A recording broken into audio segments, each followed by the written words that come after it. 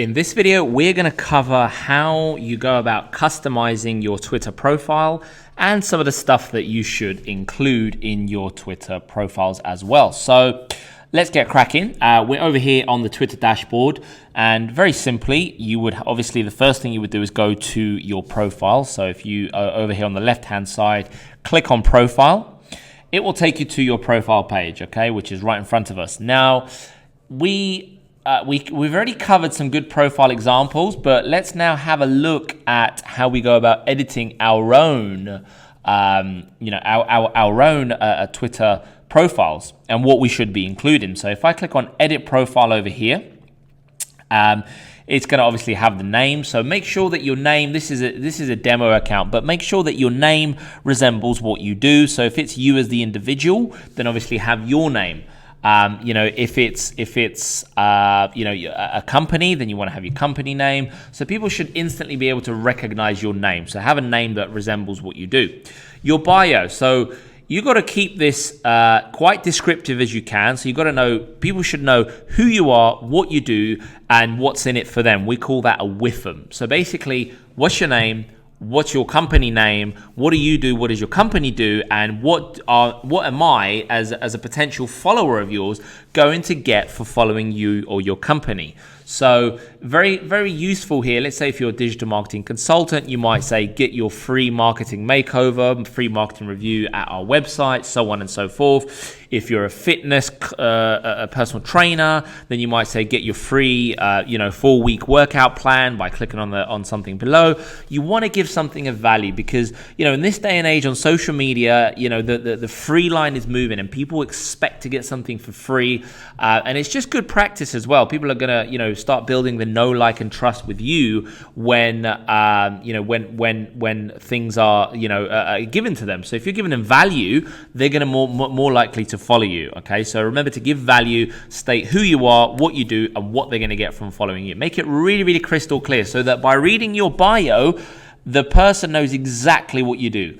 Think of it as an elevator pitch. So if you was in an elevator with a CEO of a big company and you had 30 seconds or 10 seconds even, actually 30 seconds is a hell of a long time, but if you had 10 seconds to tell them what you do, this is where you want to get it down. And use hashtags. So it could be hashtag digital marketing coach, hashtag entrepreneur, hashtag author, whatever it is that you are as well. So get that in there so people know what you are. Your location, I think it's handy to know your location. If it's worldwide, then you can put worldwide, but you don't have to be city or town specific, but just a country helps so that people know where you're located. Next, we've got website, and I definitely recommend that in terms of a website that you put your website, because the whole purpose is to drive traffic. So definitely add your website. Now you can change this from time to time because a lot of people get lazy. That's what I've realized is people get lazy and they don't change it. And you can change it and drive traffic to different sources. So don't be afraid to change it and try new things and different websites. So one week it could be one promotion and one website. Another week it could be another promotion, or month to month, completely up to you.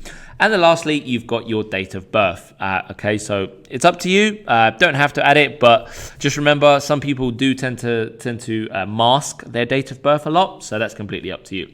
So that's your profile information. Next, we've got our profile picture, and we've got the banner. Okay, so those I recommend that you definitely, if it's going to be you as an individual running a Twitter account, have a picture of you in the profile picture here, okay? Because it's personal. They know exactly what you do. And then have a banner that represents what you do. So let's say you are a coach or consultant.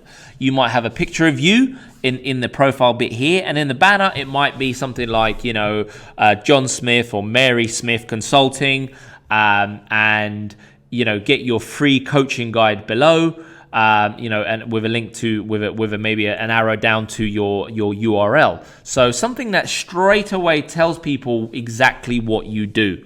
Okay, so profile picture of yourself if it's your account, and a banner that represents what you do. If it's a company account, you might want to have a logo, and again, the banner's got to represent what you do. So make it clear, because we're very visual people these days. Our attention span is just shrinking by the day.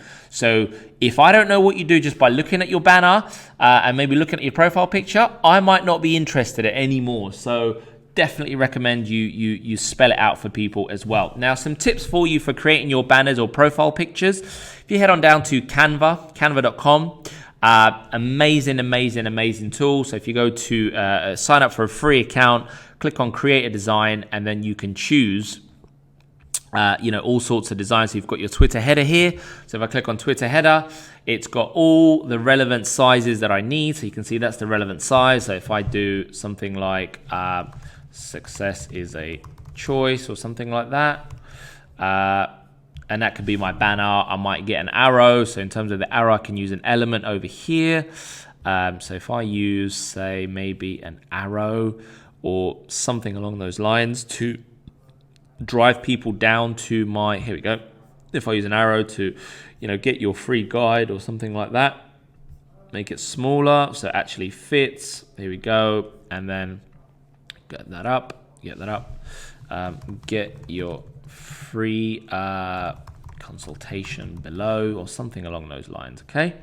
And then I've got my banner. Okay. So, spend a bit of time doing it, making it look nice and professional. This will take you 5-10 minutes, but the difference it's going to make when people see your Twitter account is huge, because it just shows that you've taken this seriously.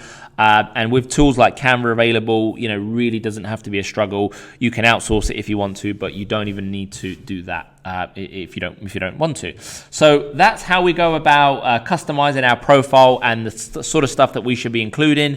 Some tips for you: have a look at the industry leaders in your niche and see what their accounts and profiles look like, and then try and kind of replicate, not copy, but model yourself on them. So if they're including a with them, what's in it for me, you should have them. If they've got a link to their website, you should have them.